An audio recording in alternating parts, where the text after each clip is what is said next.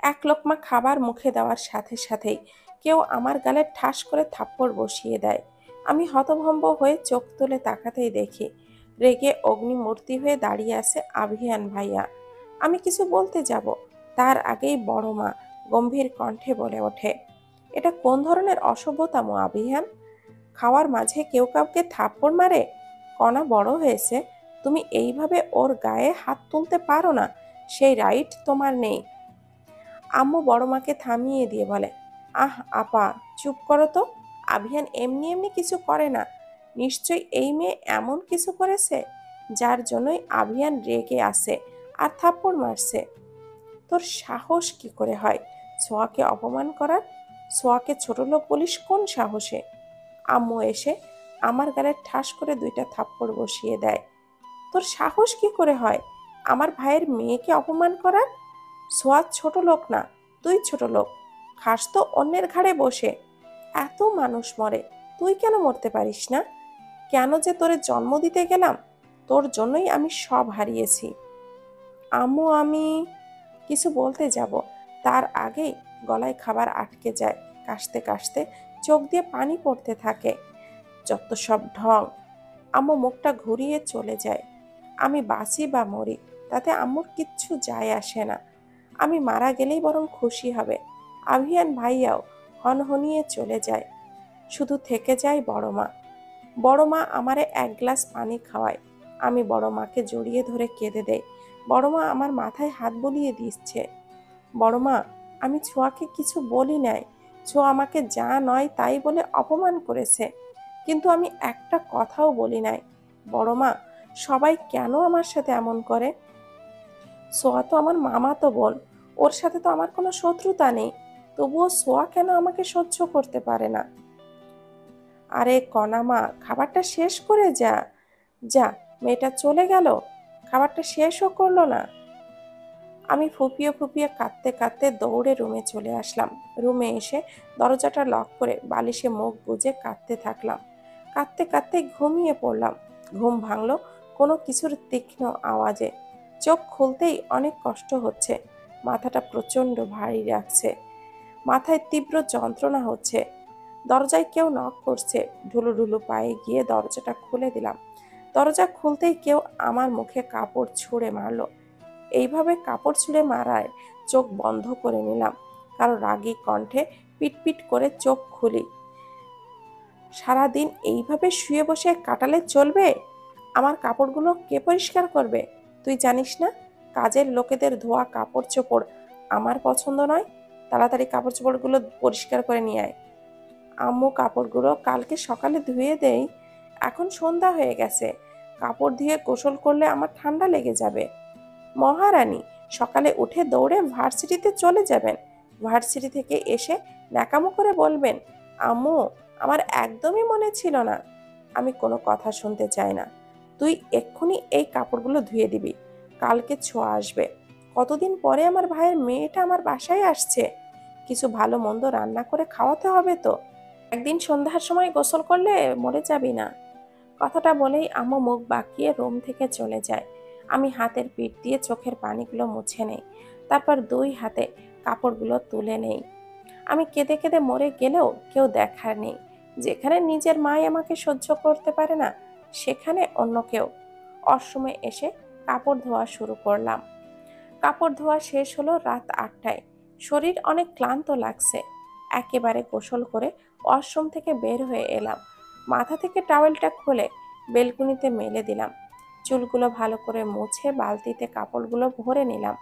বালতি নিয়ে পা বাড়ালাম ছাদের উদ্দেশ্যে। ছাদের সিঁড়িতে পা রাখতে ভয়ে চোখটা বন্ধ করে নিলাম। রাতে ছাদে একা আসতে আমার ভয় করে। এক হাতে জামাটা মুঠ করে আরেক হাতে শাড়ি ভরা বালতি নিয়ে এক পা করে ছাদের দিকে এগোতে লাগলাম। ছাদে আসতেই ভূতের ভয়টা জেঁকে ধরল। পাশের বাসার দাদুর কাছে শুনেছিলাম রাতে ছাদে আসলে ভূত ঘাড় মটকে দেয়, নইলে ছাদ থেকে ধাক্কা মেরে ফেলে দেয়।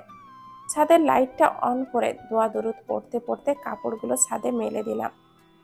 হঠাৎ মনে হলো ছাদে আমি ছাড়াও আরো কেউ একজন আছে। চোখটা বন্ধ করে সূরা পড়া শুরু করলাম। পিটপিট করে চোখ খুলে পেছনে ফিরে তাকালাম। ছাদের রেলিং ঘেঁষে আভিয়ান ভাইয়া দাঁড়িয়ে আছে, আমার দিকে অদ্ভুতভাবে তাকিয়ে আছে। আমি তাড়াতাড়ি করে কাপড়টা টেনে ঠিক করলাম, মাথায় ভালো করে ওড়না দিয়ে দিলাম। আভিয়ান ভাইয়ার দিকে তাকালাম, কিন্তু ভাইয়ার দৃষ্টির কোনো পরিবর্তন নেই। শুনেছিলাম ভূত নাকি অন্য কারোর রূপ ধারণ করতে পারে, এটা আবার ভাইয়া রূপী ভূত নয় তো? এটা ভাবতেই আমার আত্মা কেঁপে উঠল, কারণ ভাইয়া কোনো দিনও আমার দিকে এমনভাবে তাকায়নি। আমি ভাইয়ার ভূতের দিকে কিছুক্ষণ তাকিয়ে থেকে দিলাম এক দৌড়। কণা! কণা এইভাবে দৌড়ে চলে যাওয়াতেই আভিয়ান ভ্যাবাচাকা খেয়ে যায়। আভিয়ান 2 ঘন্টা ধরে ছাদে দাঁড়িয়ে আছে, এক ধ্যানে আকাশের দিকে তাকিয়েছিল। হঠাৎ করে ছাদের লাইটটা জ্বলে যাওয়াতে ভুরু কুচকে পেছনে ফিরে তাকায়। তার জানা মতে রাতে কেউ ছাদে আসে না। পেছন ফিরে দেখে কণা দাঁড়িয়ে আছে, চুল থেকে টপ টপ করে পানি পড়ছে। কিছুক্ষণের জন্য থমকে যায় আভিয়ান। সে ভেবে পাচ্ছিল না কণা রাতের বেলা কেন গোসল করেছে। কণার হাতে বালতি দেখে বুঝতে পারে কেন কণা রাতে গোসল করেছে।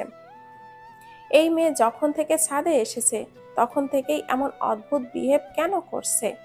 প্রথমে লাইটে ছাদে অন করলো, তারপর চোখটা বন্ধ করে কি সব বিড়বিড় করলো, পরে বিড়বিড় করে কাপড় মেলে দিল, কোন দিকে না তাকিয়েই চলে যেতে নিয়ে আবারও পেছনে ফিরে আমাকে দেখে চোখটা বন্ধ করে কি সব বিড়বিড় করলো।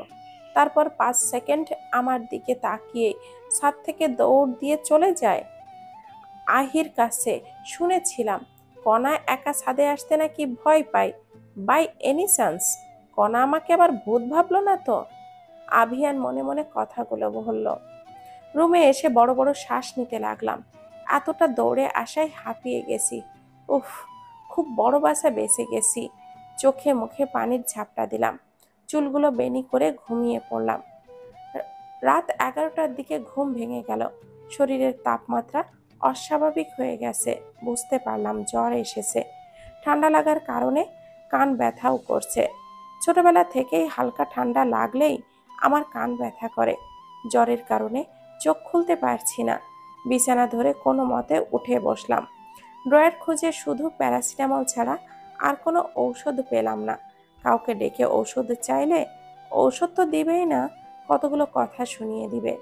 বিছানা থেকে নেমে ওয়াশরুমে গিয়ে মাথায় পানি দিলাম। কাবার্ড থেকে কম্বলটা বের করে কম্বল মুড়িয়ে শুয়ে পড়লাম। ভার্সিটির গেটে পা রাখতেই আচমকা কেউ আমাকে কোলে তুলে নেয়। পড়ে যাওয়ার ভয়ে গলা ঝাড়ি দেই। তাকিয়ে দেখি ভাইয়া আর কোলে আমি। ভাইয়া আমাকে ভার্সিটির সামনের পুকুরে ছুঁড়ে মারে। আমি বাঁচার জন্য ছটফট করছি, কিন্তু কেউ আমাকে সাহায্য করছে না। সবাই দাঁড়িয়ে দাঁড়িয়ে মজা দেখছে। ভাইয়ার চোখে মুখে এক অদ্ভুত আনন্দের আভা দেখা যাচ্ছে। আমি আস্তে আস্তে তলিয়ে যাচ্ছি পানির গভীরে। নিঃশ্বাস নিতে কষ্ট হচ্ছে, দমটা বন্ধ হয়ে আসছে। না, কি হয়েছে কণা? এভাবে চিৎকার করছিস কেন? কোনো খারাপ স্বপ্ন দেখেছিস? ওহি। আমি ওহিকে জড়িয়ে ধরে কেঁদে দিলাম। আমার কলিজাটা বুঝি ভয় পেয়েছে। আমি মাথা নেড়ে সম্মতি জানালাম। ঘড়ির দিকে তাকিয়ে দেখি 8টা বাজে। ওহি, এত সকালে তুই আমার রুমে? কারোর কিছু কি হয়েছে? না, আমি তো সারা রাত এখানেই ছিলাম। রাতে তোর এত জ্বর এসেছিল যে আমি ভয় পেয়ে গিয়েছিলাম। জলপট্টি দিলাম, ঔষধ খাওয়ালাম, তবু জ্বর কম ছিল না। শরীর মুছিয়ে দেওয়ার পর জ্বর একটু কমে। তোর এত জ্বর আর তুই আমাকে একবারের জন্যও ডাক দিলি না? ওহি হচ্ছে আভিয়ান ভাইয়ার বোন, আমার সুখ দুঃখের সাথী। আমরা দুজনেই সমবয়সী। ওহি আমার থেকে কয়েক মাসের বড়। তুই তো বাসায় ছিলি না, আমাকে ছাড়, তোর জন্য খাবার নিয়ে আসি। খাবার খেয়ে মেডিসিন খেতে হবে, এখনো জ্বর পুরোপুরি কমেনি। ওহি প্লিজ খাবার আনিস না, আমার এখন খাওয়ার একদমই ইচ্ছে নেই। প্লিজ জোর করিস না। তোর কোনো দিনও তো খাওয়ার ইচ্ছা থাকে না, না খেয়ে খেয়ে নিজের কি অবস্থা করেছিস। আয়নায় দেখলে তুই নিজেকে নিজেই চিনতে পারবি না। আমি তোর কোনো অজুহাতই শুনতে চাই না, তুই চুপচাপ এখানেই বসে থাক, আমি খাবার নিয়ে আসছি। ওই কিচেনে কণার জন্য খাবার তৈরি করছিল, তখনই আভিয়ান আসে। আজকে সূর্যটা কোন দিকে উঠেছে আমাদের অহিরানীর আজকে কিচেনে? ওহি কোনো কথা না বলে চুপচাপ নিজের কাজ করতে থাকে। কি হলো, কথা বলছিস না কেন? ওহি নিশ্চুপ। মুখে টেপ লাগিয়ে রেখেছিস নাকি? ওহি তবুও কোনো কথা বলে না। কালকে ফুপির বাসা থেকে নিয়ে আসিনি বলে আমার বোনটা কি আমার উপরে রাগ করেছে? ওহির গালটা টেনে কথাটা বলে আভিয়ান। ওহি নিজের গাল থেকে আভিয়ানের হাতটা সরিয়ে দেয়। প্লিজ ভাইয়া, এসব বন্টন বলে একদম আদিক্ষেতা করো না। আচ্ছা যা, বোন ডাকবো না, এখন আমাকে কফি করে দে তো। দেখছো না আমি খাবার তৈরি করছি? এই খাবার কার জন্য তৈরি করছিস? তুই তো দুধ খাস না। কণার জন্য। কণার জন্য তুই খাবার তৈরি করছিস কেন? ওহি আভিয়ানের কথার উত্তর না দিয়েই খাবারের ট্রেটা নিয়ে কিচেন থেকে চলে যায়।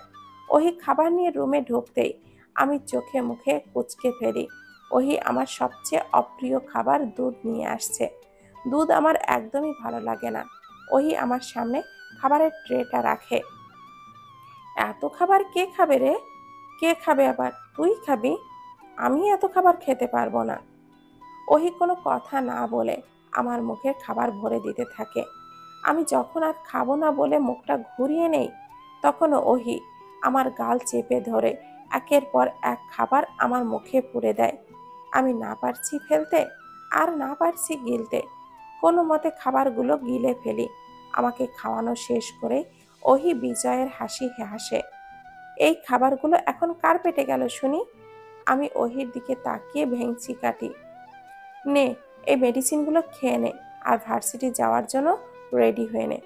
আজকে আবার ওই ফুটবল স্যারের ক্লাস আছে, মিস করলে কাঁচা গিলে ফেলবে একেবারে। কনা, তুই কালকে আমার ক্লাসটা মিস করিস না কেন? ক্লাস মিস করার জন্য তোকে কঠিন শাস্তি পেতে হবে। ওহির কথা বলার ধরন দেখে আমি ফিক করে হেসে দেই। আমার সাথে সাথে ওহিও হেসে দেয়। তুই রেডি হয়ে নে, আমি রেডি হয়ে আসছি। তোকে নিয়েই একসাথে ভার্সিটিতে যাব। আমি আর ওহি ভার্সিটিতে যাওয়ার জন্য বের হই। আমাকে দেখে আম্মু মুখ ফিরিয়ে নেয়। আমার চোখটা ছলছল করে ওঠে। ওহি আমার হাতটা চেপে ধরে বাসা থেকে বের হয়ে আসে। বাইরে বের হয়েই দেখি আভিয়ান ভাইয়া ওহির জন্য গাড়িতে অপেক্ষা করছে। ওহি ভাইয়াকে দেখেও না দেখার ভান করে ভাইয়ার গাড়ি ক্রস করে সামনে এগিয়ে যায়। ওহি, গাড়িতে ওঠ। আমি তোমার গাড়িতে একসাথে কোথাও যাব না। কেন? যেই দিন এই বাড়ির গাড়ি দিয়ে কণা ভার্সিটি যাওয়ার অধিকার পাবে, সেই দিনই আমি এই বাড়ির গাড়িতে ভার্সিটিতে যাব, তার আগে নয়। তুই আর কণা এক হলি নাকি? আমরা তো একই, আমাদের মাঝে কোনো ভিন্নতা নেই। কণা মেয়ে, আমিও মেয়ে। কণা মেয়ে বলে সব ধরনের সুযোগ সুবিধা থেকে বঞ্চিত হয়, তাহলে তো আমার বেলা অনুনিয়ম কেন? কণার কি যোগ্যতা আছে আমার সাথে এক গাড়িতে যাওয়ার? কণার যদি তোমার সাথে এক গাড়িতে যাওয়ার কোনো যোগ্যতা না থাকে, তাহলে আমারও তো নেই। আমি নীরব দর্শকের মতো তাদের কথোপকথন শুনছি। আমি জানি আমি এখানে কোনো কথা বললে পরিস্থিতি আরো জটিল হয়ে যাবে, তাই আমার চুপ থাকাটাই শ্রেয়। ভাইয়া রেগে স্টিয়ারিংয়ে একটা জুড়ি থাপ্পড় মেরে গাড়ি ড্রাইভ করে চলে যায়। তুই ভাইয়ার সাথে এইভাবে কেন কথা বললি রে? একদম ঢং দেখাবি না। তুই চুপচাপ সব মেনে নিস বলেই তো সবাই তোর মাথায় চড়ে বসে। তুই যদি প্রতিবাদ করতি, তাহলে নিজের বাসায় তোকে কাজের মেয়ের মতো করে থাকতে হতো না। ভার্সিটির ক্যাম্পাসে দাঁড়িয়ে আছে আভিয়ান। আভিয়ানের এক হাত জড়িয়ে ধরে আছে সোয়া। সোয়া আভিয়ানের গার্লফ্রেন্ড। সোয়া কণাকে একদমই সহ্য করতে পারে না। সব সময় ওত পেতে থাকে কণাকে অপমান করার জন্য। কণাকে দেখেই সোয়া তার ন্যাকামো শুরু করে দেয়।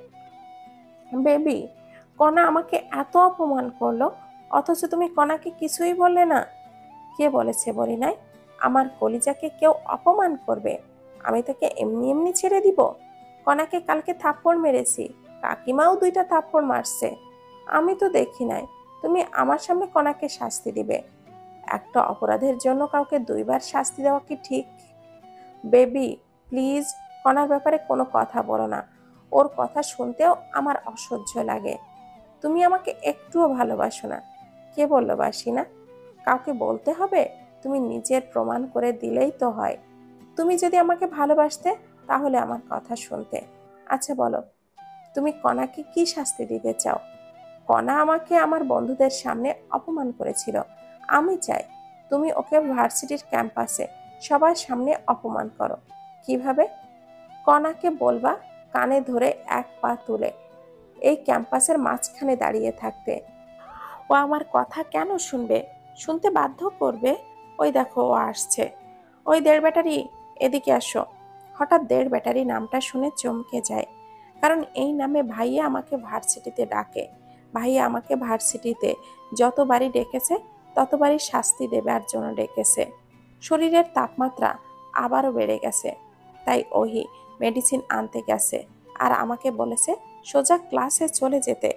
এখন ভাইয়ার ডাকে যদি না যায় পরে আরো ভয়ঙ্কর শাস্তি দিবে। আমি এক জায়গায় স্থির হয়ে দাঁড়িয়ে আছি, কি করব ভেবে পাচ্ছি না। ভাইয়ার কাছে যাব নাকি ক্লাসে চলে যাব? মাথাটা ঝিমঝিম করছে।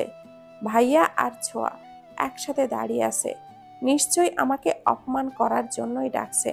কি হলো দেড় ব্যাটারি, এক জায়গায় দাঁড়িয়ে আছো কেন? ব্যাটারির চার্জ কি শেষ হয়ে গেছে নাকি? ইতিমধ্যে ক্যাম্পাসে হাসির রোল পড়ে গেছে। আমি আস্তে আস্তে ভাইয়ার দিকে এগিয়ে যেতে লাগলাম। হাঁটতে খুব কষ্ট হচ্ছে। ভাইয়ার সামনে দাঁড়াতেই ভাইয়ার বন্ধুরা এসে ভাইয়ার পাশে দাঁড়ায়। আমাদের ঘিরে দাঁড়িয়ে আছে ক্যাম্পাসের কিছু স্টুডেন্ট। সবাই এসেছে মূলত মজা দেখতে। মিস দেড় ব্যাটারি, দিন দিন আপনার সাহস তো বেড়েই যাচ্ছে। আমার গার্লফ্রেন্ডকে অপমান করছেন। আমি কাঁপা কাঁপা গলায় কিছু বলতে যাব, তার আগেই ভাইয়া এক হাত তুলে থামিয়ে দেয়। তুমি এখন বলবে তুমি ছোঁয়াকে অপমান করো নাই, তাই না? আমি মাথা নেড়ে সম্মতি জানাই। তোমার এইসব নেইম এক্সকিউজ আমি বিশ্বাস করব তুমি ভাবলে কি করে? ভাইয়া বড় বড় শ্বাস নিয়ে একটু শান্ত হয়ে বলে, তো মিস দেড় ব্যাটারি, আপনাকে কি শাস্তি দেওয়া যায় বলুন তো? মুখে হাত দিয়ে ভাবার অভিনয় করে কথাটা বলল ভাইয়া। ভাইয়ার এমন ভাবভঙ্গি দেখে আমার আত্মা কেঁপে উঠল। সকালের স্বপ্নটা যদি সত্যি হয়ে যায়, এটা ভাবতেই আমার গলাটা শুকিয়ে আসছে। ভাইয়া কি সত্যি সত্যি আমাকে পুকুরে ফেলে দিবে? পেয়েছি। তুমি কান ধরে এক পা তুলে এখানে দাঁড়িয়ে থাকবে। আমি যতক্ষণ না বলবো ততক্ষণ দাঁড়িয়ে থাকবে। আমি যে অপরাধ করি নাই সেই অপরাধের জন্য শাস্তি কেন গ্রহণ করব? আপনি ভার্সিটির সিনিয়র বলে আপনার সব অন্যায় আবদার সবাই মেনে নিবে সেটা আশা করবেন না। আভিয়ান, দেড় ব্যাটারির সাহস বেড়ে গেছে। আভিয়ান ভাইয়ার বন্ধু রনি ভাইয়া কথাটা বলে উঠল। তাই তো দেখছি রে। ভাইয়া কথাটা বলেই আমার দিকে কয়েক পা এগিয়ে আসে। আমি ভয়ে কয়েক পা পিছিয়ে যাই। ভাইয়া আমার দিকে কিছুটা ঝুঁকে পড়ে। আমি ভয় পেয়ে মাথা কিছুটা পেছনে হেলিয়ে দেই। ভাইয়া আমার কানের কাছে মুখ এনে ফিসফিস করে বলে, তোর নাগরের দেওয়া সেই শোপিসটা কিন্তু আমার কাছেই আছে। যদি আমি ভেঙে ফেলি তখন কেমন হবে? তুই তো জানিস আমার জিনিস ভাঙতে আবার প্রচুর ভালো লাগে। প্লিজ ভাইয়া, তুমি ওটা ভেঙো না। তুই যদি আমার কথা না শুনিস তাহলে তো ভাঙতেই হবে। না না, আমি তোমার সব কথা শুনবো। Okay good. ভাইয়া আমার থেকে কিছুটা দূরে সরে দাঁড়ায়, হালকা কাশি দিয়ে বলে, নাও স্টার্ট। আমি কাঁপা কাঁপা হাতে কান ধরি, এক পা তুলে দাঁড়াই। সবাই হাসাহাসি করছে আমাকে নিয়ে। কেউ কেউ চিৎকার দিচ্ছে, আবার কেউ সিটি বাজাচ্ছে। আমার চোখ দিয়ে টপ টপ করে পানি পড়ছে লজ্জায় অপমানে। মাথা ঘুরছে, চোখের সামনে সব ঝাপসা হয়ে আসছে। আমি পড়ে যেতে নিব, তখনই আমাকে কেউ পেছন থেকে ধরে ফেলে। ঘাড় ঘুরিয়ে পেছনে তাকাতেই পরিচিত মুখটা দেখে খুশিতে আমার চোখটা ছলছল করে ওঠে। সাফাত ভাইয়া। সাফাত ভাইয়া আমার দিকে এক ঝলক তাকিয়ে দাঁড়িয়ে তামাশা দেখা স্টুডেন্টকে উদ্দেশ্য করে বলল, এখানে কোনো সার্কাস হচ্ছে যে তোমরা দাঁড়িয়ে দাঁড়িয়ে মজা দেখছো? যে যার ক্লাসে যাও। সাফাত ভাইয়ের ধমক দেওয়ার সাথে সাথে ক্যাম্পাস পুরো খালি হয়ে যায়। শুধু থেকে যায় ছোঁয়া, আভিয়ান ভাইয়া আর তার বন্ধুরা। সাফাত ভাইয়া এবার আভিয়ান ভাইয়ার বন্ধুদেরকে উদ্দেশ্য করে বলল, তোদেরকে আলাদা করে নিমন্ত্রণ দিতে হবে। সাফাত ভাইয়ার ধমক দেওয়ার সাথে সাথে আভিয়ান ভাইয়ার বন্ধুরাও চলে যায়। কারণ সবাই সাফাত ভাইয়ার রাগকে ভয় পায়। সাফাত ভাইয়া এবার ভাইয়াকে উদ্দেশ্য করে বলে, তুই কণার অভিভাবকও না, আর না এই ভার্সিটির টিচার, তাহলে তুই কণাকে শাস্তি দিচ্ছিস কোন অধিকারে? দেখ সাফাত, এটা আমাদের ফ্যামিলি ম্যাটার। আমি চাই না বাইরের লোক এর ভেতরে নাক গলাক। তোদের ফ্যামিলি ম্যাটার যদি পাবলিকলি আলোচনা করিস, তাহলে নাক তো গলাতেই হবে। আর তুই তো কণাকে নিজের ফ্যামিলির কেউ বলে মানিসই না, তাহলে তো কণাও বাইরের লোক। কণাকে কিছু বললে তোর এত জলে কেন রে? আরে বেবি, তুমি বোঝো না, ওনার সাথে তো কণার লুতুপুতু সাইজের সম্পর্ক আছে। এই মেয়ে, তুমি আমার সাথে ভদ্রভাবে কথা বলবা। আমি তোমার জুনিয়র আর ইয়ার দোস্ত না। আরে সাফাত ভাইয়া, আপনি কাকে কি বলছেন? এই মেয়েগুলো ভদ্রতা বলতে কিছু জানে? যত সব ফালতু মেয়ে। ওহি, তুই সোয়াকে এইভাবে বলতে পারিস না। সোয়া তোর হবু ভাবি হয়। কিসের ভাবি? আমি তো তোমাকেই নিজের ভাই বলে মানি না, তাহলে ছোঁয়া আমার ভাবি? আমার চোখের সামনে সবকিছু ঝাপসা হয়ে এলো। মুহূর্তেই অজ্ঞান হয়ে ঢলে পড়ি সাফাত ভাইয়ার ওপর। যখন জ্ঞান ফেরে, তখন নিজেকে হসপিটালের বেডে আবিষ্কার করি। বাম হাত টান দিতেই হাতে ব্যথা অনুভব করি। বাম হাতে স্যালাইনের ক্যালোনা লাগানো আছে। তখনই কেবিনের দরজাটা ঠেলে প্রবেশ করে ওহি, আরেকজন মধ্যবয়স্ক লোক, সম্ভবত ডক্টর লোকটি। ডক্টর আঙ্কেল, স্যালাইন শেষ করে কতক্ষণ লাগবে? এই তো 30 মিনিট। ও, হুম, এখন আসছি। 30 মিনিট পর এসে স্যালাইনটা খুলে দিয়ে যাব। ওকে ডক্টর আঙ্কেল। ডক্টর আঙ্কেল চলে যায়। ওহি আমার পাশে বসে মাথায় হাত বুলিয়ে দিতে থাকে। ওহি, আমি এখানে কি করে আসলাম রে? সাফাত ভাইয়া তোকে হসপিটালে নিয়ে আসে। ডক্টর তোকে দেখে বলে, ঠিক মতো খাওয়া দাওয়া না করার ফলে তোর শরীর দুর্বল হয়ে গেছে, তাই তুই সেন্সলেস হয়ে গেছিস। সাফাত ভাইয়া কই? উনার ইম্পর্টেন্ট কল এসেছিল, তাই উনি চলে গেছেন। ওহ, এখন কয়টা বাজে? 4টা। আমি এতক্ষণ অজ্ঞান ছিলাম। না, ডক্টর তোকে ঘুমের ইনজেকশন দিয়েছিলেন। আম্মু তো বলেছিল আজকে ছোঁয়া আমাদের বাসায় যাবে। ছোঁয়ার জন্য তো রান্না করতে হবে। ছোঁয়া তো কাজের লোকদের হাতের রান্না খায় না। আম্মু তো আমার ওপর রাগ করবে। এই চুপ করতো, এই রকম মহিলাকে আবার কেউ মা ডাকে? যত্ত সব। ওহি প্লিজ, উনার সম্পর্কে এভাবে বলিস না। মা তো মাই হয়। হসপিটালের সামনে দাঁড়িয়ে আছি রিকশার জন্য। একটা খালি রিকশা দেখে ওহি দাঁড় করাই। আমরা দুজনই রিকশায় উঠে পড়লাম। এই হসপিটাল থেকে আমাদের বাসায় যেতে সময় লাগে 20 মিনিট। 20 মিনিট পর রিকশা থামে আমাদের বাসার সামনে। আমরা রিকশা থেকে নামি। ওহি ভাড়া মিটিয়ে দেয়। কলিং বেল বাজাতেই মিতু এসে দরজা খুলে দেয়। বাসার ভিতরে প্রবেশ করতেই অহির গালে কেউ ঠাস করে থাপ্পড় বসিয়ে দেয়। আমি এতক্ষণ মাথা নিচু করে ছিলাম, থাপ্পড়ের শব্দ পেয়ে মাথা উপরে তুললাম। ওহি গালে হাত দিয়ে দাঁড়িয়ে আছে, আর অহির সামনে দাঁড়িয়ে আছে বড় আব্বু। ড্রয়িং রুমে জুড়ে এখন নিস্তব্ধতা, কেউ কল্পনাও করেনি বড় আব্বু অহিকে থাপ্পড় দিবে। আমি তো ভেবেছিলাম থাপ্পড়টা আমার গালে পড়বে। আব্বু, তুমি আমাকে থাপ্পড় মারলে? ওহি বড় আব্বুর দিকে ছলছল চোখে তাকিয়ে আছে। হ্যাঁ মারলাম। তুমি দিন দিন অসভ্য হয়ে যাচ্ছ।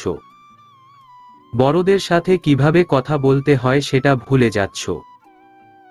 তুমি ভার্সিটি ক্যাম্পাসে দাঁড়িয়ে বলছো আভিয়ানকে তুমি নিজের ভাই বলে মানো না। ছোঁয়াকে যাচ্ছে তাই বলে অপমান করেছ। দেখো ছোঁয়া অপমানে কিভাবে কাঁদছে। ছোঁয়া সোফায় বসে ন্যাকা কান্না কেঁদে যাচ্ছে। কিন্তু ভাইয়া এখানে নেই। আব্বু, তুমি একটা বাইরের মেয়ের কথা বিশ্বাস করে আমাকে মারলে। ছোঁয়াকে তো আমি তেমন কিছুই বলি নাই। ছোঁয়া আর তোমার গুণধর ছেলে মিলে ভার্সিটির সবার সামনে দাঁড়িয়ে কণাকে কানে ধরিয়ে এক পা তুলে দাঁড় করিয়ে রেখেছিল। এর প্রতিবাদ করেছি বলে আমি অভদ্র হয়ে গেছি। তোমরা অসহায় একটা মেয়ের প্রতি যে অন্যায়গুলো করছো তার জন্য তোমাদের পস্তাতে হবে। ওহি কাঁদতে কাঁদতে চলে যায়।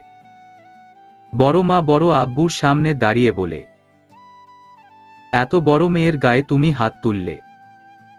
তুমি জানো না সন্তানরা বড় হলে তাদের গায়ে হাত তুলতে নেই? হাত তুলব না তো কি করব? দেখলে আমার সাথে কেমন করে কথা বলে গেল। সব হয়েছে এই মেয়েটার জন্য।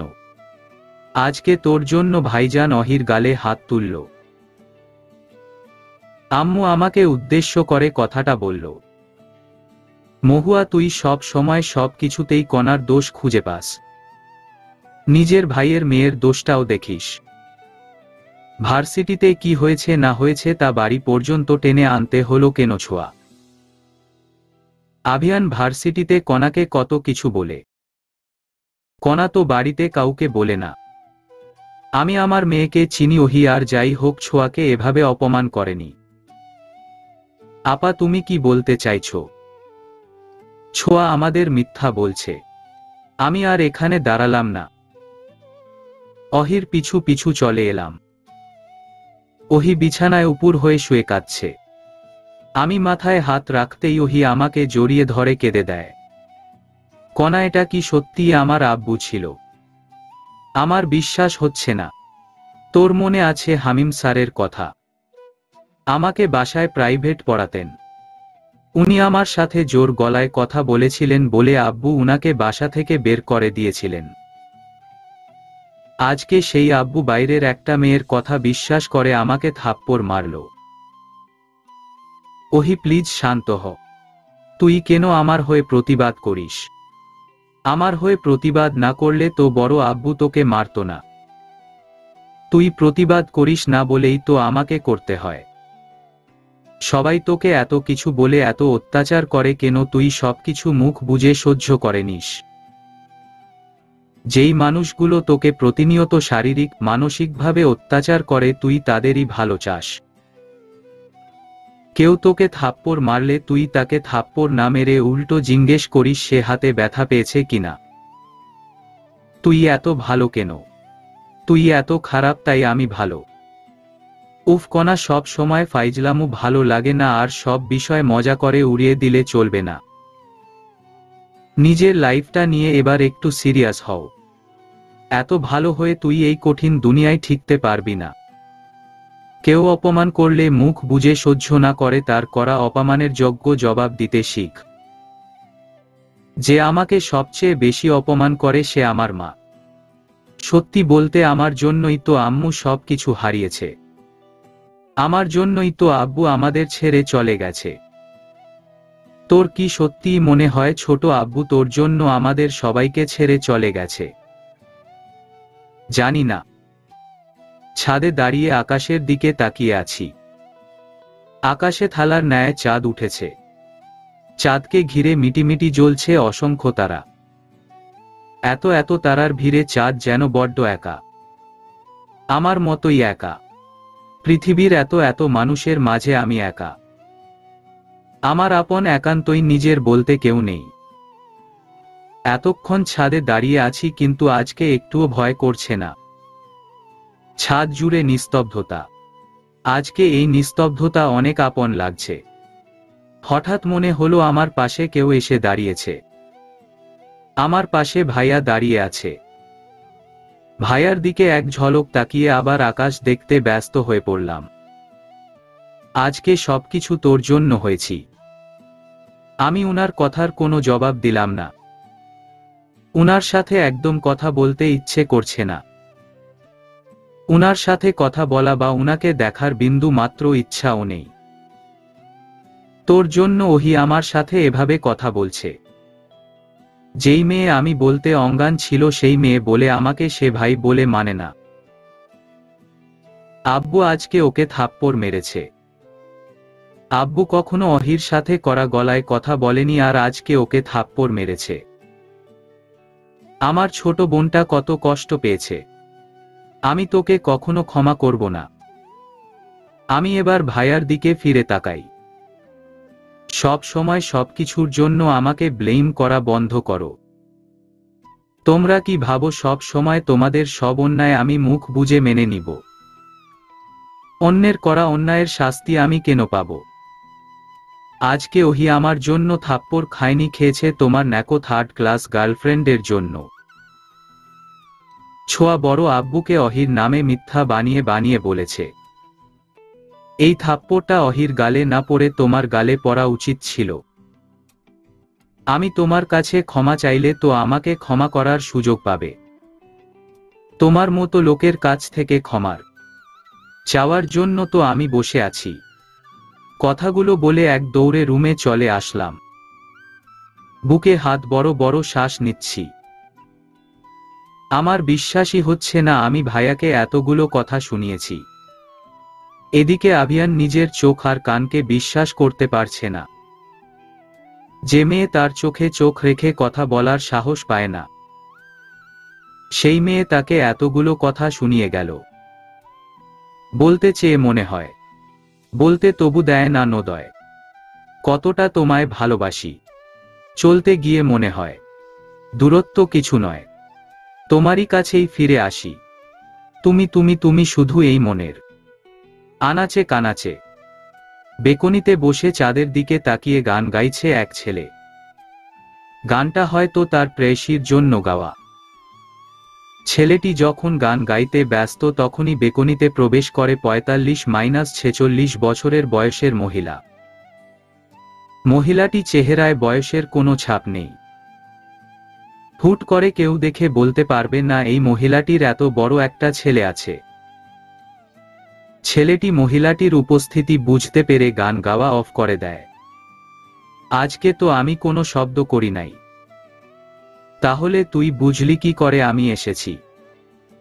ছেলেটা তার মায়ের কাছ কফিটা নেয়, তার মাকে টেনে তার পাশে বসিয়ে দেয়, তার মায়ের কাঁধে মাথা রেখে বলে, তোমার শব্দ করতে হবে না, আমি তোমায় উপস্থিতি অনুভব করতে পারি। তোমার শরীর থেকে একটা মা গন্ধ আসে। এই গন্ধটাই তোমার উপস্থিতি আমাকে জানান দেয়। আমার পিচ্ছি ছেলেটি কি কারো প্রেমে পড়েছে নাকি? প্রেমে তো আমি অনেক আগেই পড়েছি। তার মায়াবী মুখের মিষ্টি হাসিতে। শুধু তাকে বলতে পারি নাই, মা জানো ও সবার থেকে আলাদা। আর 4-5টা মেয়ের মতো ও না। ওর মনের ভিতর কোনো জটিলতা বা প্যাঁচ নেই। ও একদম বাচ্চাদের মতো। আমার বাচ্চা প্রেয়সী। তার হাসির ধ্বনি এখনো আমার কানে বাজে। ছেলের কথা শুনে মহিলাটি মুচকি হাসে। অবশেষে তার বদরাগী ছেলে কারো প্রেমে পড়ল। আমার সাথে কবে তোর প্রেয়সীর দেখা করাবি? আগে বিডিতে ফিরি। তোর সাথে তো তার দেখা হয় না অনেক দিন। এতদিনে যদি তোর প্রেয়সী অন্য কারো হয়ে যায়, আমি জানি সে আমারই আছে। অন্য কারো হয়ে গেলে আবার আমার করে নিব। তুমি তো জানো যে জিনিসটা আমার পছন্দের, সেই জিনিসটার দিকে কাউকে চোখ তুলেও তাকাতে দেয় না। আর ও তো আমার কলিজা। যে ওর দিকে চোখ তুলে তাকাবে তাকে আমি জানে শেষ করে দিব। ফ্রেশ বিছানার ওপর বসে ফোনটা হাতে নিলাম।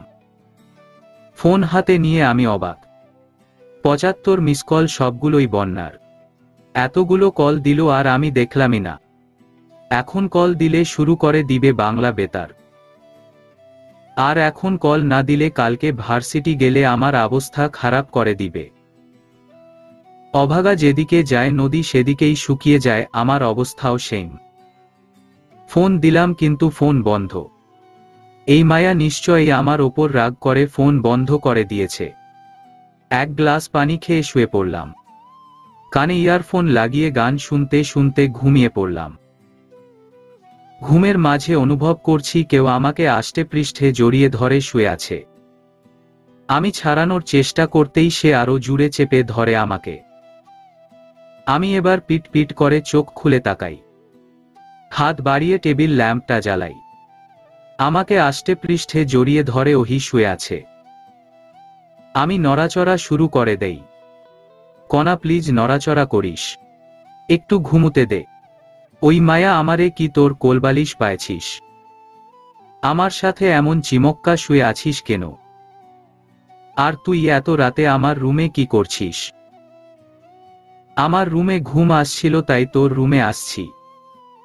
আসছিস, ভালো করছিস, কিন্তু আমার সাথে এমন চিপক্কা আছিস কেন? মন চাইছিল তোরে জড়িয়ে ধরে ঘুমাই, তাই তোকে জড়িয়ে ধরলাম। ইউনো না, সব সময় মন যা চায় তাই করতে হয়। উফহি, তুই তো জানিস আমার সাথে যদি কেউ ঘুমায় তাহলেই আমার ঘুম আসে না। আর তুই তো আমাকে জড়িয়ে ধরে শুয়ে আছিস, তাহলে আমি ঘুমবো কি করে? তুই এমন কেন?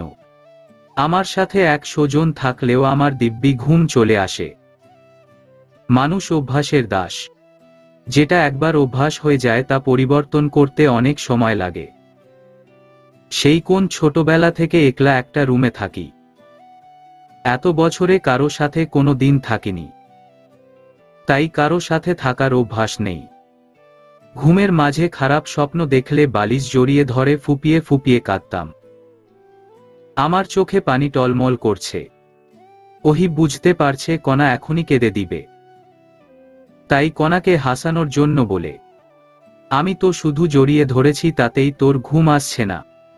বিয়ের পর দেখা যাবে জামাইয়ের সাথে এক বালিশে ঘুমুতেও অসুবিধা হবে না। তখন তো ঠিকই জামাইয়ের বুকের ভিতর হান্দায়া পড়বি। অহির কথা শুনে আমি লজ্জায় লাল নীল হয়ে যাচ্ছি। লজ্জায় কান গরম হয়ে গেছে। এই মেয়ে এত লাগাম ছাড়া কথা কিভাবে বলে? এই মেয়ে এখন যদি না ঘুমায় তাহলে আমাকে লজ্জায় মাটিতে মিশে যেতে হবে। আমি অহির মুখে হাত দিয়ে কথা বলা বন্ধ করে দিলাম। তারপর ওকে জোর করে শুইয়ে দিলাম। ব্রেকফাস্ট করছি। আমরা বাম পাশে, ওহি ডান পাশে ছোঁয়া। আমার সামনাসামনি বসে আছে ভাইয়া, উনার পাশে বড় আব্বু। সবাই চুপচাপ ব্রেকফাস্ট করছি। বড় আব্বুর করা নির্দেশ, খাওয়ার সময় নো সাউন্ড। সবাই এই নির্দেশ অক্ষরে অক্ষরে পালন করে। আমাদের বাসার কিছু রুলস আছে। রুলসগুলো অবশ্য বড় আব্বু তৈরি করা। 1. খাওয়ার সময় কোনো রকম কথাবার্তা হবে না, একেবারে পিন ড্রপ সাইলেন্ট। 2. সবাইকে সকাল সকাল 8:30 এর আগে ডাইনিং টেবিলে থাকতে হবে। 3. রাত 9টায় ডিনার। 4. ছেলে হোক বা মেয়ে, সবাইকে রাত 8টার আগে বাসায় থাকতে হবে। এই বাসার সবাই এই নিয়ম মেনে চলে। আমরাও এই নিয়ম মেনে বড় হয়েছি। এত বছরের নিয়ম ভেঙে দিল ছোঁয়া। বলছিলাম কি আভিয়া? ছোঁয়া কথাটা আর শেষ করতে পারল না, তার আগেই বড় আব্বুর চোখ রাঙানো দেখে ভয় চুপসে যায়। ছোঁয়া আর কথা বলার সাহস পায় না। খাওয়া শেষে বড় আব্বু ছোঁয়ার উদ্দেশ্যে বলে, আমাদের বাসায় খাওয়ার সময় কেউ কথা বলে না। তুমি গেস্ট বলে তোমাকে কিছু বললাম না। নেক্সট টাইম যেন এমন ভুল না হয়। আর মহুয়া, তুমি তোমার ভাইয়ের মেয়েকে আমাদের বাসার নিয়মগুলো জানিয়ে দিবে। আমাদের বাসার নিয়ম মানতে না পারলে আমাদের বাসায় আসার দরকার নাই। ছোঁয়ার অবস্থা ফাটা বেলুনের মতো হয়ে গেছে। আমার তো সেই লেভেলের হাসি পাচ্ছে। কোনো রকমে ঠোঁটে ঠোঁট চেপে ধরে হাসি আটকালাম, কারণ আমি যদি এখন হাসি তাহলে আমার অবস্থাও সেইম হবে। কথাগুলো বলে বড় আব্বু হনহন করে চলে যায়। বড় আব্বু চলে যেতেই ওহি দম ফাটা হাসিতে ফেটে পড়ে। অতিবার বেরো না, ঝরে পড়ে যাবে। কথাটা বলতে বলতে ওহি চলে গেল। আমিও চলে যেতে নিব, তখনই আম্মু আমাকে পিছন থেকে ডাক দেয়, এই মেয়ে তুই কোথায় যাচ্ছিস? ভার্সিটি। দুপুরের রান্নাগুলো কে করবে? কেন প্রতিদিন যে করে সে? তুই জানিস না ছোঁয়া কাজের লোকদের হাতের রান্না খায় না। সকালের ব্রেকফাস্ট আমি আর আপা তৈরি করছি। এখন তুই দুপুরের লাঞ্চ তৈরি করবি। ছোঁয়া আজকে ভার্সিটি যাবে না। আমাদের বাসা থেকে লাঞ্চ করে একেবারে তাদের বাসায় যাবে। তাড়াতাড়ি রান্না করা শুরু করে দে। কাজের লোকদের হাতের রান্না না খেলে। যে খাবে তাকে রান্না করে খেতে বলো। আমি অন্যদের মতো চিটিং করে পাস করতে পারি না, তাই ভার্সিটি যেতে হবে। কথাটা বলে এক মুহূর্ত না দাঁড়িয়ে চলে এলাম, কারণ কিছুক্ষণ থাকলে আম্মুর আজে বাজে কথা শুনতে হবে। যার জন্য ওহি থাপ্পড় খেয়েছে তার জন্য আমি রান্না করব। ইম্পসিবল। এটা আমার বাসা হলে কোন সময় ওকে গাড় ধাক্কা দিয়ে বের করে দিতাম। রেডি হয়ে অহিকে নিয়ে ভার্সিটি যাওয়ার জন্য বের হলাম। ভার্সিটি এসে আমি আর ওহি বন্যাকে খুঁজছি, কিন্তু কোথাও পাচ্ছি না। বন্যাকে খুঁজতে খুঁজতে লাইব্রেরি চলে এলাম। লাইব্রেরিতে এসে আমি আর ওহি অবাক। নোমান ভাইয়া কানে ধরে বন্যাকে সরি বলছে, কিন্তু বন্যা অন্যদিকে মুখ ঘুরিয়ে বসে আছে। এটা দেখে আমি আর ওহি ফিক করে হেসে দেই। আমাদের হাসির শব্দে দুজনই আমাদের দিকে তাকায়। আমি আর ওহি দুজনের কাছে যায়। কি হয়েছে ভাইয়া? তোমার বান্ধবী আবার আমার সাথে ঝগড়া করে ব্রেকআপ করছে। তুমি বলতে চাইছো আমি তোমার সাথে শুধু ঝগড়াই করি? আমি ঝগড়াটে? আমি তো এখন পুরনো হয়ে গেছি। এখন তো আমাকে ভালো লাগবেই না। নতুন কাউকে পেয়ে গেছো। আমার কথাগুলো এখন তোমার কাছে ঝগড়াই মনে হবে। কথাটা বলেই বন্যা কান্না শুরু করে দেয়। নোমান ভাইয়া আর দিকে অসহায় চোখে তাকিয়ে আছে। বইন, তুমি তোমার বান্ধবীকে একটু বুঝাও। আমি আর পারছি না। আমার সব কথার শুধু উল্টো মানে বের করছে। ভাইয়া আপনি যান, আমি বন্যাকে বুঝিয়ে নিয়ে আসছি। নোমান ভাইয়া চলে যায়। কি হয়েছে বন্যা, তুই আবার কেন নোমান ভাইয়ার সাথে ঝগড়া করছিস? কালকে আমরা ডেইটে গিয়েছিলাম, তখন ওই নোমাইন্না স্টাইলিশ মিতার সাথে কি সুন্দর করে হেসে হেসে বলেছিল তুই জানিস। তো কি হয়েছে? ও আমাকে রেখে অন্য মেয়েদের দিকে কেন তাকাবে? আর কেনই বা কথা বলবে? এর জন্য রাগ করার কি আছে? একজনের সাথে কথা বলতেই পারে। না পারে না? আমাদের কথার মাঝেই আমাদের সামনে উপস্থিত হয় আভিয়ান ভাইয়াসহ তার সব বন্ধুরা। অদ্ভুত বিষয় হচ্ছে তাদের সবার হাতেই কোকের বোতল। আর ছোঁয়া আমার দিকে তাকিয়ে শয়তানি হাসি দিচ্ছে। উনাদের দিকে এক ঝলক তাকিয়ে আবার আমাদের কথায় মনোযোগ দিলাম। আমি আর ওহি শান্ত থাকলেও বন্যা তো শান্ত থাকার মানুষ না। কি ব্যাপার, আপনারা এভাবে সঙ্গের মতো আমাদের সামনে দাঁড়িয়ে আছেন কেন? তাদের সঙ্গ বলাতে ছোঁয়া তেতে ওঠে বলে, লাইব্রেরি কি তোমার বাপের যে আমরা কোথায় দাঁড়াবো সেটা তুমি ঠিক করে দেবে? ওই মায়া বাপ তুইলা কথা বলবি না। এমন একটা থাপ্পড় দিব যে 14 গোষ্ঠীর নাম ভুইল্লা যাইবি। তোর মতো ফালতু মেয়ের সাথে কথা বলে আমার মুখ নষ্ট করব না। আভি বেবি, তোমার সামনে এই মেয়েটা আমাকে অপমান করছে আর তুমি কিছু বলবা না? এই মেয়ে, তুমি আমার সামনে আমার গার্লফ্রেন্ডকে অপমান করছো, তোমার সাহস তো কম না। আপনি কোন উগান্ডার প্রেসিডেন্ট যে আপনার গার্লফ্রেন্ডকে আমার পায়ে ধরে সালাম করতে হবে? কনা অহিরে ভার্সিটিতে এই পিচ্ছি আভিয়ান ভাইয়াকে দেখিয়ে বেবি কি করছে, এর তো শিশু পার্কে মায়ের কোলে বসে ফিটার খাওয়া উচিত। এই মেয়ে, আমার সাথে ভদ্রভাবে কথা বলো, আমি তোমার সিনিয়র। সিনিয়র তো কি হয়েছে? সিনিয়রের মতো বিহেভ করলে ঠিকই ভদ্রভাবে কথা বলতাম। তোমার সাথে আজাইরা আলাপ করার সময় আমার নেই। ওইদের ব্যাটারি। আমি কোনো কথা বললাম না। আমি আমার মতোই ফোন নিয়ে গুতাগুতি করতে থাকলাম। এমন একটা ভাব ধরলাম যে এই মুহূর্তে ফোন থেকে চোখ সরালেই পৃথিবী ধ্বংস হয়ে যাবে।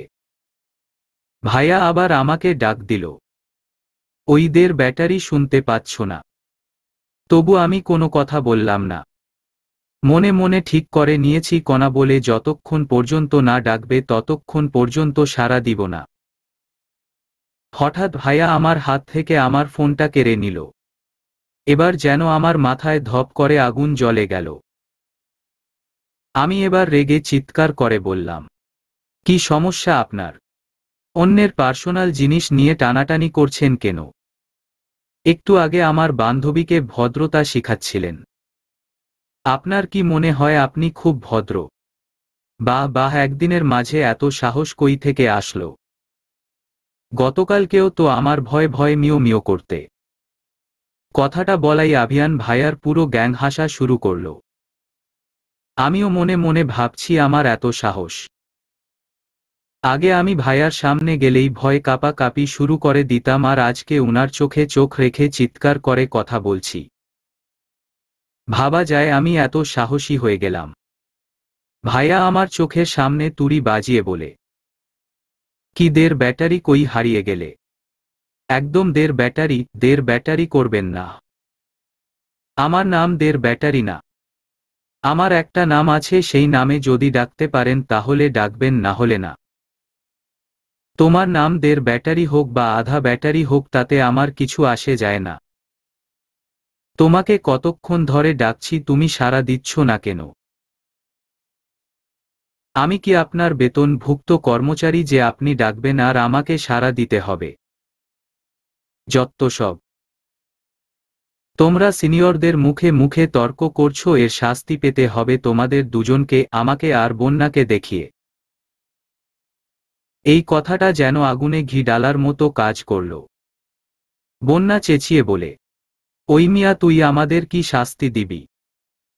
আমি তোদের এমন জুতা পিটা করব যে সারা জীবনে ভুলবি না।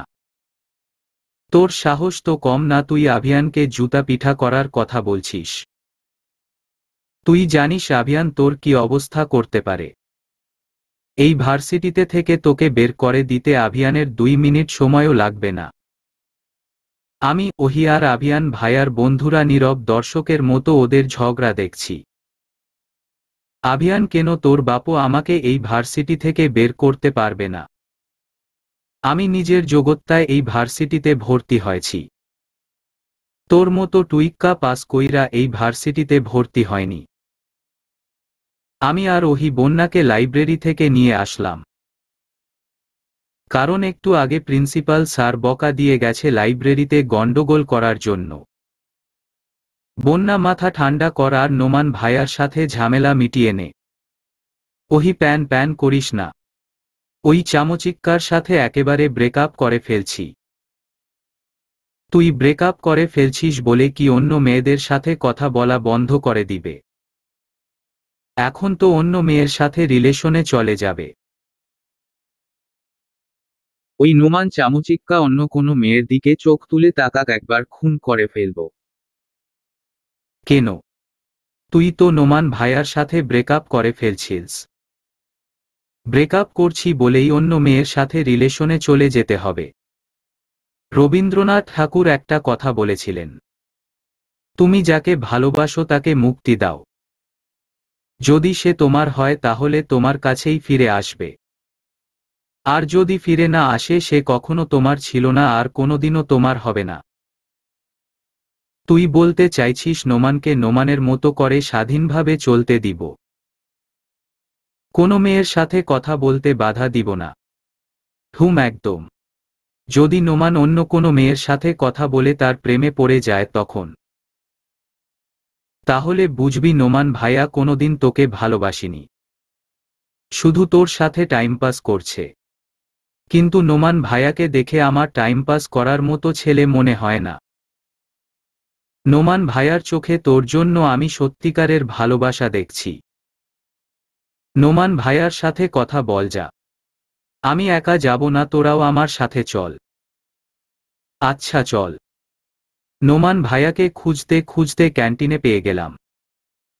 নোমান ভাইয়া আর উনার 2 বন্ধু একসাথে বসে আছেন। নোমান ভাইয়া গলা ছেড়ে গান গাইছেন। বোঝে না, বোঝে না, বউ আমার। বোঝে না, বোঝে না, বোঝে না, বোঝে না, বউ আমার। বোঝে না, বোঝে না। ভাইয়া, আপনি এখনো বিয়েই করলেন আর আপনি বলছেন আপনার বউ আপনাকে বোঝে না? একটু মিস্টেক হয়ে গেল না? গানটা এরকম হওয়ার দরকার ছিল না। বোঝে না, বোঝে না। প্রেমিকা আমার। বোঝে না, বোঝে না, বোঝে না, বোঝে না। প্রেমিকা আমার। বোঝে না, বোঝে না। একদম ঠিক বলছো শালিকা, আমার একটু ভুল হয়ে গেছে। নোমান ভাইয়া আমার কথায় সাইড দেওয়াতে বন্যা রেগে আগুন হয়ে যায়। নোমান ভাইয়ার সামনে দাঁড়িয়ে বলে, ওই তুই কি বললি? আমি তোরে বুঝি না। শুরু হয়ে গেল তৃতীয় বিশ্বযুদ্ধ। ভার্সিটি শেষে বাসায় গিয়ে দেখি ফুফি আসছে। ফুফিকে দেখেই ওহি দৌড়ে গিয়ে ফুফিকে জড়িয়ে ধরে। আমি কিছু না বলে সবার আড়ালে চুপি চুপি আমার রুমে যাওয়ার জন্য পা বাড়ালাম। রুমের সামনে যেতেই আম্মুর সাথে দেখা। আম্মু আমার থুতনি ধরে বলে, ইস, কোন সকালে আমার মেয়েটা খেয়ে গিয়েছিল, না খেয়ে মুখটা শুকিয়ে গেছে একেবারে। আম্মুর এইটুকু কথাই যেন আমার মনে আনন্দের বন্যা বয়ে গেল। খুশিতে আমার চোখ ছলছল করে উঠল। আজ থেকে হয়তো আমি আমার আম্মুর ভালোবাসা পাব। আম্মুর পরের কথাটা শোনার জন্য আমি মোটেও প্রস্তুত ছিলাম না। এই শুকনো মুখটা নিয়েই সারা রাত থাকতে হবে।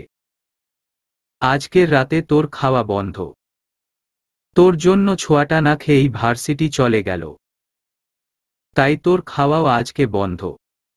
এত বছর পর আহানা আপা, আমার ফুফি, আমাদের বাসায় আসছে। আমি চাই না আহানা আপা তোকে দেখে রেগে যাক। আজকে আর তুই এই রুম থেকে বের হবি না। কথাটা বলেই আম্মু আমাকে ধাক্কা দিয়ে রুমে ঢুকিয়ে বাইরে থেকে রুমের দরজা লক করে দেয়। ঠোঁটের কোণে যে হাসিটা ফুটেছিল তা নিমেষেই উধাও হয়ে গেল। মনে যে আশার আলো জেগেছিল তা কালো মেঘে ডেকে গেল। দরজা ঘেঁষে বসে পড়লাম। চোখ দিয়ে টপ টপ করে পানি পড়ছে। ভাবলাম আম্মু হয়তো আজ থেকে আমাকে ভালোবাসবে, যেমন সব মা তার সন্তানকে ভালোবাসে। আমি হয়তো কারো ভালোবাসা পাওয়ার যোগ্য না, তাই তো কেউ আমাকে ভালোবাসে না। আমার জীবনে কি এমন কেউ আসবে না যে আমাকে নিজের থেকেও বেশি ভালোবাসবে, আমাকে সব সময় আগলে রাখবে। আমি না খেলে সে খাবে না, আমি একটু ব্যথা পেলেই সে অস্থির হয়ে যাবে। আমি কান্না করলে সে আমার চোখের পানি মুছে দিয়ে বুকে আগলে নিয়ে বলবে, আজকে কাঁদছো কাঁদো, আর কোনো দিন যেন আমি তোমার চোখে পানি না দেখি। তুমি কেন বুঝো না, তোমার চোখ থেকে এক ফোঁটা অশ্রু গড়িয়ে পড়লে তা আমার বুকে তীরের মতো বিঁধে। কণা কথাগুলো বলে হুহা করে পাগলের মতো হাসি শুরু করে, কিন্তু চোখ থেকে অশ্রু ঠিকই গড়িয়ে পড়ছে। আমিও না সত্যিই বোকা। আমি আকাশ কুসুম কল্পনা করছি, যেখানে নিজের মা আমাকে ভালোবাসে না সেখানে অন্য কেউ আমাকে ভালোবাসবে। How funny. জামা কাপড় নিয়ে ওয়াশরুমে চলে এলাম। 10 মিনিট শাওয়ার নিয়ে বের হয়ে এলাম। চুল থেকে টপ টপ করে পানি পড়ছে। বিছানাতে বসে থাকা মানুষটা দেখে আমার চোখ বড় বড় হয়ে যায়। আমার মনে হচ্ছে আমি স্বপ্ন দেখছি। আমি কল্পনাও করতে পারছি না ফুফি আমার রুমে এসে আমার বিছানায় বসে আছেন। উনি লাস্ট 3 বছর আগে আমাদের বাসায় এসেছিলেন। আমার ওপর রাগ করে যে আমাদের বাসা থেকে চলে গিয়েছিলেন। আজকে 3 বছর পর আবার আসছেন। এত বড় হয়ে গেলি এখনো ঠিক করে চুলটা মুছতে জানলি না। তোকে নিয়ে আর পারি না, নিজের ঠিক করে খেয়ালও রাখিস না। ফুফি টাওয়াল নিয়ে আমার চুল মুছে দিতে লাগলো। আজকে মনে হচ্ছে আমি আবার আমার পুরনো ফুফিকে ফিরে পেলাম, যে আমাকে নিজের মেয়ের মতো ভালোবাসত। খুশিতে আমার চোখ ছলছল করে উঠল। ফুফি চুলগুলো মুছে দিয়ে আমার হাত ধরে টেনে বিছানায় বসিয়ে দিল। আজকে তোকে আমি নিজের হাতে খাইয়ে দিব। ফুফি ভাত মেখে আমার মুখের সামনে ধরে। আমি থম মেরে বসে আছি আর ফুফির দিকে ফ্যাল ফ্যাল দৃষ্টিতে তাকিয়ে আছি। আমার কিছুই বোধগম্য হচ্ছে না। আমি মহুয়ার সব কথা শুনেছি। তুই খাবারটা খেয়ে নে, তোকে মহুয়া কিচ্ছু বলবে না। আমার ওপর এই বাড়ির কারো কথা বলার সাহস নেই, তুই তো জানিস। নে এবার হা কর। আমি কিছু বললাম না, আগের মতোই বসে আছি। বুঝতে পারছি তুই 3 বছর আগের কথাগুলো ভাবছিস। তোকে এত কথা শুনিয়ে আমিও ভালো ছিলাম না এতদিন। তোর সাথে অনেকবার যোগাযোগ করার চেষ্টা করেছি কিন্তু পারিনি। ওই দিন রাগের মাথায় তোকে অনেক কিছু বলে আমেরিকা চলে গিয়েছিলাম। এতদিন ব্যস্ততার জন্য এই দেশে আসতে পারিনি। ওহি আমাকে দেখে দৌড়ে গিয়ে জড়িয়ে ধরল, আর তুই আমাকে দেখেও চুপি চুপি চলে এলি। তোর জন্য সবাই আমার ভাইকে অপমান করছিল, তাই সহ্য করতে না পেরে রাগের মাথায় তোকে ওই দিন এতগুলো কথা শুনিয়ে দিয়েছিলাম। আমাকে ক্ষমা করে দে মা। ছি ছি ফুফি, তুমি আমার কাছে ক্ষমা চেয়ে আমাকে ছোট করো না। তুমি তো আমার মায়ের মতো, আমাকে বকা দিতেই পারো। তার জন্য কি আমি কিছু মনে করতে পারি? এই তো আমার লক্ষ্মী মেয়ে। নে এবার তাড়াতাড়ি খাবারটা শেষ করে ফেলতো। ফুফির রুমে বসে আছি। ফুফি আমাকে খাইয়ে দিয়ে উনার রুমে নিয়ে আসছেন গিফট দিবেন বলে। ফুফি আমার সামনে একটা লাগেজ রাখে। এই না লাগেজটা, এখানে তোর সব গিফট রাখা আছে। আমি লাগেজটার দিকে চোখ বড় বড় করে তাকিয়ে আছি। ফুফির মাথা কি খারাপ হয়ে গেল? ফুফি, এই লাগেজের ভিতরের সব কিছু আমার। ফুফি মাথা নেড়ে সম্মতি জানায়। আমি অবাক হয়ে তাকিয়ে আছি। তুই এটা নিয়ে রুমে যা, আমি একটু রেস্ট নিব, অনেক টায়ার্ড লাগছে। আচ্ছা। ভাইয়া রুমের সামনে দিয়ে আমার রুমে যাওয়ার সময় ভাইয়ার কিছু কথা আমার কানে আসে।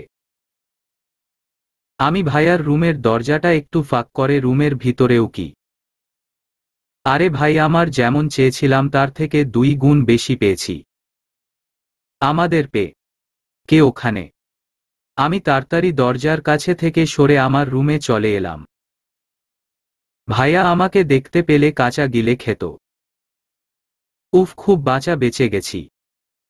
আর জীবনেও কারো রুমে আড়ি পাতব না। আভিয়ান দরজার কাছে এসে কাউকে দেখতে পায় না, করিডোরেও কাউকে দেখতে পায় না। নিজের মনের ভুল ভেবে কথা বলাই ব্যস্ত হয়ে যায়। কথা শেষে চোখ বন্ধ করে বিছানায় শুয়ে পড়ে। ফোনের তীক্ষ্ণ আওয়াজে ফট করে চোখ খুলে ফেলে। ফোনের স্ক্রিনের নামটা দেখে মুখে হাসি ফুটে ওঠে আভিয়ানের। ফোনটা রিসিভ করে বেকনিতে চলে যায় আভিয়ান। রিকশা করে ভার্সিটি যাচ্ছি আমি আর ওহি। ফোনটা আজকে বেশ ফুরফুরে। ফুফির জন্য আম্মু আমাকে কিছু বলতে পারেনি, আর কোনো কাজ করতে দিতে পারেনি। শুধু কটমট চোখে আমার দিকে তাকিয়েছিল। আমি আর ওহি গল্প করতে করতে ভার্সিটি চলে এলাম। রিকশা ভাড়া মিটিয়ে ভার্সিটির ভিতরে প্রবেশ করলাম। আমরা দুজন ক্লাসে চলে এলাম। ক্লাসে আগে থেকেই বন্যা বসেছিল। একের পর এক ক্লাস করে ক্লান্ত হয়ে আমরা 3 জন গিয়ে ক্যান্টিনে বসলাম। বন্যা ক্যান্টিনে এসেই টেবিলে মাথা ঠেকিয়ে দেয়। আরে ইয়ার স্যারগুলো এত বক বক কি করে? আমি তো শুনেই অতিষ্ঠ, উনারা বলেন কি করে? উনাদের কাজেই এটা। বন্যা হঠাৎই লাফিয়ে ওঠে, উচ্ছ্বাসের সাথে বলে, দোস্ত মেলায় যাবি? ওই দিকে একটা ছোটখাটো মেলা হচ্ছে, তোরা যাবি নাকি? আমি তো যাব। কণা, তুই যাবি না? আমি তো যাওয়ার জন্য এক পায়ে দাঁড়া। মেলা আমার ভীষণ ভালো লাগে। আমিও যাব। নোমান ভাইয়া আমাদের সাথে বসতে বসতে বলল, তাহলে সাফাত ভাইয়াকেও নিয়ে যায়। হুম, যা, তুই গিয়ে সাফাত ভাইয়াকে বলে আয়। আমি কেন বলবো, তুই গিয়ে বল। ওহি ধমক দিয়ে আমাদের দুজনকে থামিয়ে দেয়। তোরা এরকম করতে থাকলে তো পরে মেলায় যাওয়াই হবে না। কণা, তুই সাফাত ভাইয়াকে বল। সাফাত ভাইয়া তোর কথা ফেলতে পারবেন না। কণা কিছু আবদার করবে আর সাফাত ভাইয়া রাখবে না, এটা কখনো হতে পারে? আমি যাচ্ছি। ক্যান্টিন থেকে বের হতেই সাফাত ভাইয়াকে পেয়ে গেলাম। ও সাফাত ভাইয়া। কি? শুনো না। না বললে শুনবো কি করে? আমাদের সাথে মেলায় যাবে। সাফাত ভাইয়া প্লিজ চলো না। কে কে যাবে? আমি, তুমি, ওহি, বন্যা আর নোমান ভাইয়া। আমি কখন বললাম আমি যাব? সাফাত ভাইয়া চলো না প্লিজ প্লিজ প্লিজ। ওহি আর বন্যা এসেও সাফাত ভাইয়াকে যাওয়ার জন্য বলতে লাগলো। কি ব্যাপার বলো তো, তোমরা 3 জন মেয়ের সাথে আমাদের মতো অসহায় 2টা ছেলে নিতে চাইছো কেন? আমি খুশিতে গদগদ হয়ে বললাম, তোমাদেরকে আমাদের সাথে নেওয়ার 2টা কারণ আছে। কি কি কারণগুলো হলো: 1. মেলায় অনেক মানুষ, তাই তোমাদের আমাদের বডিগার্ড হিসেবে নিয়ে যাচ্ছি। 2. তোমাদের দুজনের পকেট খালি করার জন্য। সাফাত ভাইয়া মজা করে বলে, সুন্দরী মেয়েদের বডিগার্ড হওয়া ভাগ্যের ব্যাপার। আমাদের গাড়িটা মেলার সামনে এসে দাঁড়ালো। আমরা 5 জন সাফাত ভাইয়ার গাড়ি করে এসেছি। আমি সবার আগে গাড়ি থেকে নেমে মেলার ভিতরে ঢুকে গেলাম। মেলাটা অনেক ছোট হলেও অনেক মানুষের ভিড়। আমি আরেকটু সামনে গিয়ে দাঁড়িয়ে পড়লাম। কোন দোকানে আগে যাব সেটা ভাবছি। তোমাকে অনেক কিউট লাগছে মিস ধুলোকণা। কেউ কানের কাছে ফু দিয়ে কথাটা বলে কানের লতিতে কামড় দিল। আমি সাথে সাথে পিছনে তাকালাম, কিন্তু কাউকে দেখতে পেলাম না। সবাই সবার মতো ব্যস্ত। হঠাৎ নজর যায় আমার উড়না দিকে। উড়নার এক পাশে একটা কাগজ কেউ বেঁধে রেখেছে। উড়না থেকে খুলে কাগজটা হাতে নিলাম। কাগজটা খুলে পড়তে শুরু করলাম। ধুলোকণা ডাকলাম বলে কি রাগ করলে? মাঝে মাঝে রাগ করা ভালো, আবার অতিরিক্ত রাগ ভালো না। তাহলে তোমাকে বালিকণা ডাকি। ধুলোকণা হও বা বালিকণা, তুমি তো আমারই। তোমার রাগী রাগী ফেইস দেখতে অনেক ভালো লাগে। তোমার রাগী ফেইস দেখে মনের কোণে একটা সুপ্ত ইচ্ছা জাগে। বলবো না, থাক। যেদিন ইচ্ছেটা পূরণ করার অধিকার পাবো সেদিনই বলবো। তুমি বোধ হয় ভাবছো আমি কে। যতই ভাবো আমি কে, তুমি তা জানতে পারবে না যতক্ষণ পর্যন্ত না আমি চাইছি। আমি কে তা না ভেবে এনজয় করো মুহূর্তটাকে। চিরকুটটা পরে আমার চোখ বড় বড় হয়ে যায়। এই ছেলেটা কি জাদু জানে নাকি? আমি কখন কি ভাববো বুঝলো কি করে? কিরে, তুই এখানে হিমালয় পর্বতের মতো দাঁড়িয়ে আছিস কেন? তখন তো আমাদের ফেলে রেখেই লাফাতে লাফাতে চলে এলি। পিছন থেকে হালকা ধাক্কা দিয়ে কথাটা বলল অহি।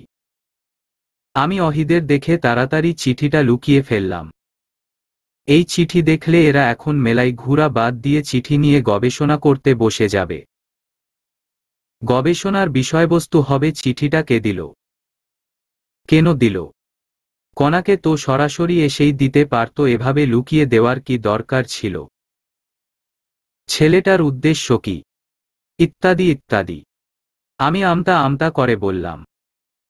কোন দোকানে আগে যাব সেটাই বুঝতে পারছিলাম না, তাই এখানে দাঁড়িয়ে আছি। আমি কিন্তু রহস্যের গন্ধ পাচ্ছি। সাফাত ভাইয়ার কথায় আমি গাবড়ে যাই। সাফাত ভাইয়া কি বুঝে ফেলল নাকি? আমি চাই না আমার জন্য সবার আনন্দ মাটি হোক। যথাসম্ভব নিজেকে সামলে নিয়ে বললাম, মানে, তোকে কেউ প্রপোজ করছে নাকি? তাহলে তো আমরা খুব খারাপ বডিগার্ড। সুন্দরী মেয়েদের ঠিকঠাক গার্ড করতে পারলাম না। কি বলিস নোমান? নোমান ভাইয়াও মাথা নেড়ে সম্মতি জানায়। সাফাত ভাইয়া মিটিমিটি হাসতে হাসতে বলে, আরে কণা, তুই এত ভয় পাচ্ছিস কেন? আমি তো জাস্ট মজা করলাম। সত্যিই কি কেউ প্রপোজ করছে নাকি? নামটা বল একবার, ঘুষি মেরে নাক ভেঙে দিব। উফ, তোমরাও না কিয়ে বলো। কথাটা বলেই একটা চুড়ির দোকানে ঢুকে পড়লাম। বাহারি রঙের চুড়ি দেখে আমার মন খুশিতে নেচে উঠল। অনেক রঙের চুড়ি কিনে নিলাম। কাচের চুড়ি আমার ভীষণ প্রিয়। সব রঙের 2 ডজন করে চুড়ি আমার কাছে আছে। নাচতে নাচতে একটা শাড়ির দোকানে ঢুকে পড়লাম। শাড়ির দোকানে ঢুকেই মনটা খারাপ হয়ে গেল। সবাইকে সবার প্রিয় মানুষ শাড়ি পছন্দ করে দিচ্ছে। বন্যাকেও নোমান ভাইয়া শাড়ি পছন্দ করে দিচ্ছে। আমাকে কে পছন্দ করে দিবে? আমার তো কোনো প্রিয় মানুষ নেই। এখন আর এই মেলায় থাকতে ইচ্ছে করছে না। মন খারাপ করে এসে গাড়ির ডিকিতে বসে পড়লাম। সবাই সবার ভালোবাসার মানুষের হাত ধরে মেলা থেকে বের হচ্ছে। আমার কি কোনো দিনও কোনো ভালোবাসার মানুষ হবে না যে আমাকে একটুখানি হলেও ভালোবাসবে? আমি তাকিয়ে সবাইকে দেখছি, কেউ প্রাণ খুলে হাসছে তো কারো ঠোঁটের কোণে স্মিত হাসি। ডিকি থেকে নেমে গাড়ির ভিতরে বসে পড়লাম। গাড়ির সিটে মাথা হেলিয়ে দিতেই রাজ্যের ঘুম এসে চোখে বর করল। কালকে রাতে তো ঠিক করে ঘুমোতেই পারি না। ফুফির দেওয়া জিনিসগুলো দেখতে দেখতেই অর্ধেক রাত পার হয়ে যায়। ওহি, বন্যা, সাফাত আর নোমান এসে দেখে কণা গাড়ির সিটে মাথা হেলিয়ে গভীর ঘুমে মগ্ন। যা দেখে চারজনেই স্বস্তির নিঃশ্বাস ফেলে। আমাদের চিন্তায় ফেলে এই মেয়ে নিশ্চিন্তে ঘুমুচ্ছে। ওইদিকে আমরা চারজন হন্যে হয়ে তাকে সারা মেলা খুঁজে বেড়াচ্ছি। ওকে কিছু বলো না, হয়তো ক্লান্ত ছিল তাই চলে এসেছে। দেখছো না এখানেই ঘুমিয়ে পড়েছে। ওকে আর ডাকার দরকার নেই।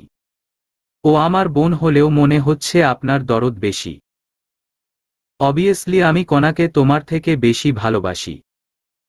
মার থেকে মাসির দরদ বেশি। কণার ক্ষেত্রে কিন্তু মাসির দর্দটাই বেশি। কণার মা ওকে সহ্য করতে পারে না, আর তোমার মা ওকে কত ভালোবাসে। এখন তোমার সাথে ঝগড়া করার মুড নাই। সবাই গাড়িতে ওঠো। অহির ডাকে আমার ঘুম ভাঙে। পিটপিট করে চোখ খুলি। চারটা মুখ আমার দিকে ঝুঁকে আছে দেখে হকচকিয়ে যায়। আমি আমতা আমতা করে বলি, কি ব্যাপার, তোমরা আমার দিকে এভাবে তাকিয়ে আছো কেন? সত্যি করে বলতো, কালকে রাতে তুই ঘুমিয়েছিল? মানে? আমার জানা মতে তোর ঘুম খুব পাতলা। একটু হালকা শব্দ হতেই তোর ঘুম ভেঙে যায়। আর আজকে আমরা চারজন সেই কখন থেকে তোকে ডেকে চলেছি, কিন্তু তোর কোনো পাত্তাই নেই। ওহ, আমার ঘুম পাচ্ছে। আমি গেলাম, তোমরা থাকো। Bye everybody. আমি চলে আসতে নিলেই বন্যা আমার হাত ধরে টেনে আবার সিটে বসিয়ে দেয়। কি ব্যাপার বলতো? তোর ব্যবহার আজকে আমার গন্ডগোলে লাগছে। মেলায় যাওয়ার জন্য তুই সব থেকে বেশি এক্সাইটেড ছিলি, আর তুই মেলা থেকে হুট করে চলে এলি। তোর সব প্রশ্নের উত্তর কালকে ভার্সিটিতে দিব। আমার এখন অনেক ঘুম পাচ্ছে। আমি গেলাম। কথাটা বলেই দৌড়ে বাসার ভিতরে ঢুকে পড়লাম। দরজা খোলাই ছিল তাই ঢুকতে অসুবিধা হয়নি। এক দৌড়ে রুমে চলে এলাম। ঘুমের জন্য চোখ দুটো জ্বালা করছে। চোখ মুখে পানি দেওয়ার দরকার। হাতের জিনিসগুলো রেখে জামা কাপড় নিয়ে ওয়াশরুমে ঢুকে গেলাম। একেবারে ফ্রেশ হয়ে চেঞ্জও করে ওয়াশরুম থেকে বের হলাম। চুরির প্যাকেটটা নিয়ে বিছানার ওপর বসলাম। বিছানার ওপর বসতেই আমার নজর যায় বেড সাইড টেবিলের ওপর, যেখানে একটা রেপিং পেপারে মোড়ানো বক্স। আমি কৌতূহলবশত বক্সটা হাতে নেই। বক্সটার ওপর বড় বড় অক্ষরে আমার নাম লেখা। বুঝতে পারলাম এই গিফটটা আমার জন্যই কেউ রেখে গেছে। কিন্তু চিন্তার বিষয় হচ্ছে আমাকে গিফট কে পাঠাবে। ভাবনা চিন্তা দূরে ঠেলে দিয়ে গিফট বক্সটা খুলতে শুরু করলাম। গিফট বক্স খুলতেই বেরিয়ে এলো একটা লাল শাড়ি, তার সাথে লাল কাচের চুড়ি, একটা শিউলি ফুলের মালা, এক পাতা টিপ, লাল লিপস্টিক আর কাজল। এগুলো দেখে আমার চোখ চড়ক গাছ। এই গিফটগুলো আমাকে কে দিতে পারে? শাড়ির ভাঁজে একটা চিঠি পেলাম। চিঠিটা খুলে পড়তে শুরু করলাম। প্রিয় ধূলিকণা, তুমি এত মন খারাপ করে থাকো কেন? কে বলল তোমার প্রিয় মানুষ নেই? তোমাকে একটুখানি না পাগলের মতো ভালোবাসার মানুষ আছে। তোমাকে মন খারাপ করে মানায় না। তোমাকে রাগী ফেইসেই মানাই। আমি তো চাই তোমার রাগের দহনে পুড়তে। এতদিন তোমার ভালোবাসার দহনে পুড়েছি, এখন না হয় তোমার রাগের দহনেই পুড়লাম। ইতি তোমার ভালোবাসা। ওহ গড, কে এই পাগল? আমি তাকে চিনি না, আর সে আমাকে নিজের ভালোবাসা বলে দাবি করছে। কিন্তু ছেলেটার পছন্দ আছে বলতে হবে। সবগুলা জিনিসই দারুণ হয়েছে। বিকেলবেলা রুম থেকে বের হতেই আম্মুর সামনে পড়ে যাই। আমাকে কিছু বলতে যাবে তার আগে ফুফিকে দেখে ভয় চুপসে যায়। শুধু আমার দিকে অগ্নি দৃষ্টিতে তাকায়, যার অর্থ যত উড়ার উড়ে নে। তোর ফুফি তো আর এখানে সারা জীবন থাকবে না। একবার তোর ফুফি যাক দেখ পরে তোর কি হাল করি। আমি আম্মুর দৃষ্টিকে সম্পূর্ণ উপেক্ষা করে ছাদে চলে যাই। আমার আর তর সইছে না। কখন তোর প্রেয়সীর সাথে দেখা করাবি? খুব তাড়াতাড়ি। তার আগে আমার কিছু মানুষের সাথে হিসাব চুকানো বাকি আছে, যাদের জন্য আমার প্রেয়সী প্রতিনিয়ত কষ্ট পেয়েছে, তাদেরকে এর দাম দিতেই হবে। আমার প্রেয়সীর প্রত্যেকটা অশ্রুর ফোঁটা মূল্য তাদেরকে দিতে হবে। চলবে।